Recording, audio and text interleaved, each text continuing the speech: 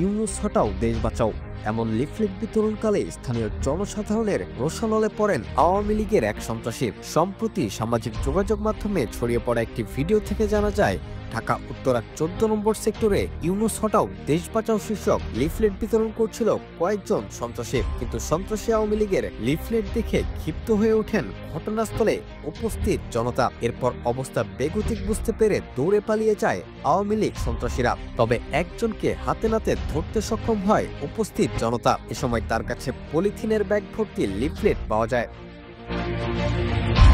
ঘটনাস্থলে উপস্থিত জনতার ভাষ্যমতে ধরা পড়ার পর আকুতি মিনতি করতে থাকেন আওয়ামী লীগের ওই সন্ত্রাসী। তার আকুতি মিনতি শুনে এক পর্যায়ে তাকে পুলিশে হস্তান্তর করে উপস্থিত জনতা। রাকিবুল হাসান, টি নিউজ, বাংলাদেশ।